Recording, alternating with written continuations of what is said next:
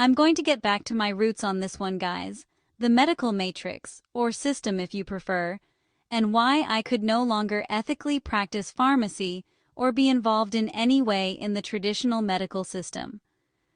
I've done videos that I'll link in the description about the numbers of people harmed, the regulatory corruption, and personal experiences.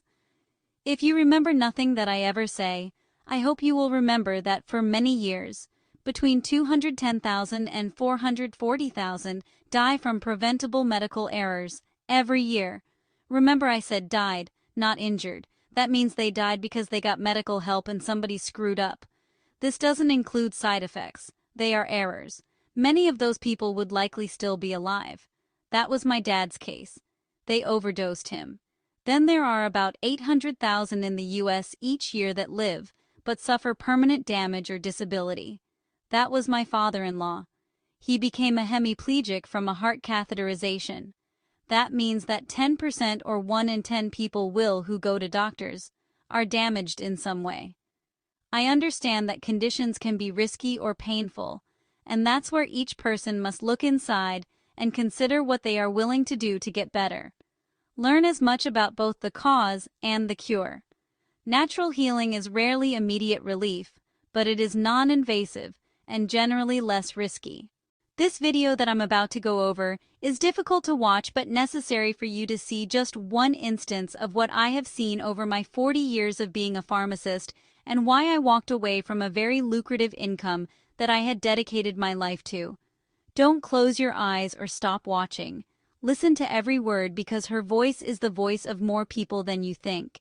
The only difference is that she realizes what happened.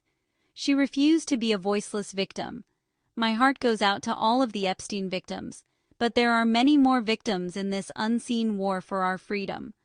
I don't know whether the medical matrix, the human trafficking matrix, or the drug trafficking matrix has caused more victims, but we must realize that we've all been victims, in one way or another. We are all in this together, and we are closer than we've ever been to exposing and destroying the entire control matrix that makes it so hard for us to thrive. We should either be supporting it or cautiously observing it, but we shouldn't be impeding it. Hello everyone. So I keep getting this question. They gave me a meningitis vaccine, a pneumonia vaccine, and the tetanus vaccine all at once. Within a few minutes, my body started reacting, and over the past day, it was literally last night that they gave it to me. Over this past day, I have gotten 1,000 times worse. It's on my gums. You can't barely see. It's on my lips. And of course, my neck. It's on my feet, my toes, my back, and the back of my neck, and all over my scalp. It is also on my ears. It is absolutely the worst thing I've ever been through. I originally came in because I suffer from a blood disorder called PNH, paroxysmal nocturnal hemoglobinuria. I was diagnosed with the blood disorder back in January of this year. I have since then moved to California and really tried to work on myself without getting any treatment for the disease, as they wanted to give me a bunch of vaccines, and I have never had a vaccine in my life. My family and I tend to not do vaccines due to religious preferences. We are Christians. I have never received a vaccine other than when I was a baby, and the certain ones. My PNH was getting worse. I was having very bad symptoms of it, and I was having unbearable headaches to where I couldn't even stand. I was in bed for 2 weeks and didn't eat.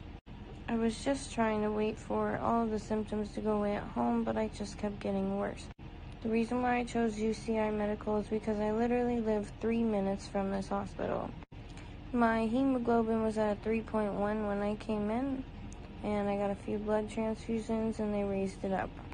They want to do another bone marrow biopsy on me, as I had one in January, to show that I had this disease. They want to perform another one so that they can see what kind of PNH I have, but I'm starting not to trust them at all, and I believe I will go back to Florida to do that. But it's just very hard to leave because I am all the way across the country. I'm in California, and I originally resided in Florida where my original doctor was. I got blood transfusions. My hemoglobin went back up to about a 7 or an 8, and they were ready to discharge me. But it didn't make sense because I was still having very bad symptoms of the PNH, and I didn't think I was ready to go home. The specialist who was overseeing my PNH disease ordered that I get some vaccines because in order to receive the treatment for PNH, you have to take the 3 vaccines that I mentioned earlier. I saw someone comment that this happened to them after they gave them a bunch of vaccines that they shouldn't have mixed together. I believe that is what's happening to me. Everyone keeps telling me to leave this hospital, but I want to, but I am so scared to leave in this condition. I have the air low, my body's hot, we put Benadryl on, and I finally accepted for them to give me a steroid to help my body strengthen up. But I've been holding off on anything else they want to give me because I'm afraid and I really don't trust them anymore. The specialist who ordered the vaccines ordered them and had 2 days off, so I have been waiting to possibly leave to see her and show her what she did to me because this is wrong. Back in Florida, there's a lawyer called Dan Newlin. He's an amazing lawyer. I called him last night, and I will be setting up an appointment with him, and I will be suing this hospital. The jaundice is setting in because part of PNH is liver failure, but they are not listening to me. Yesterday, I had to ask for water for 2 hours. I had to pee in a bucket on the floor because nobody would come help me use the restroom. I have family with me, but it's just my sister, and she genuinely doesn't know what to do. My fiance is trying to help, but he is also sick, so he decided to try and stay home, which I thought was best for him and me as well, because we don't want to make either of us worse. They gave me 2 vaccines in my left arm and 1 in my right arm. I cannot move my arms at all or lift them, especially my right arm. This is the worst thing I've ever been through, and I really want to leave, but again, I'm so scared to leave in this condition. I could barely sleep because I'm too afraid to sleep, and I won't wake up, but it just kept getting worse. I'm hoping they can fix this, and as soon as I'm unswelled, I don't mind the purple, but as soon as I'm not swelled anymore, I'm leaving this hospital and going to a new one. Because this is just wrong. They're genuinely trying to kill me. They won't listen to anything, and all they want to do is pump me full of drugs, which is exactly what happened to my grandma.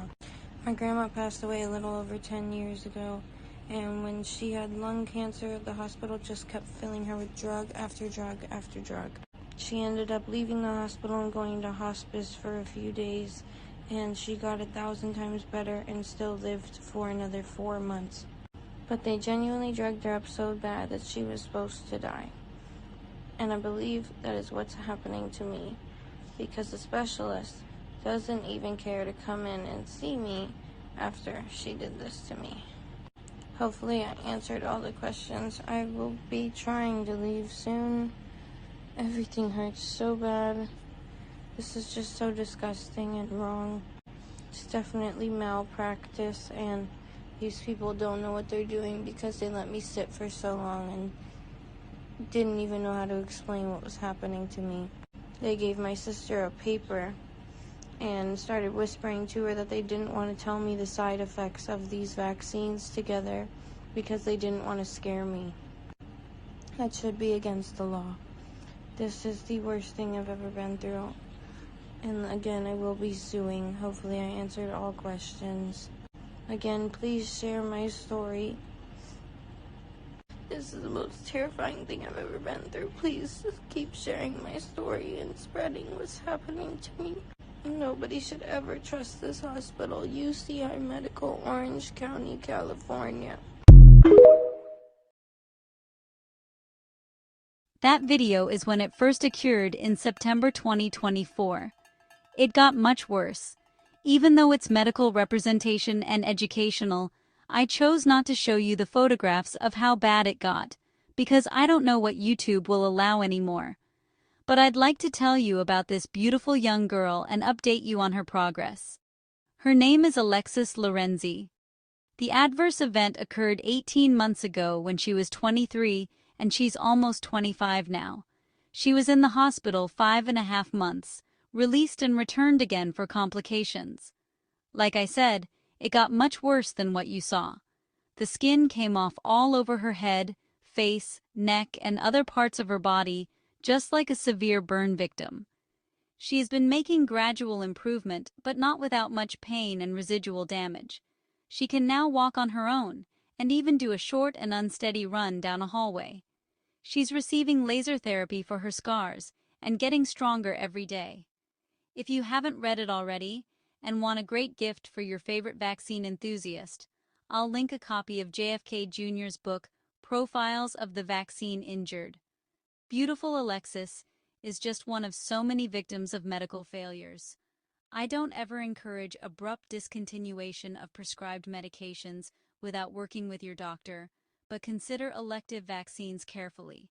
Whether it's your diet, stress, or exercise, you've got to do your part if you want to be free from the risks of a medical matrix fraught with many problems and competing interests.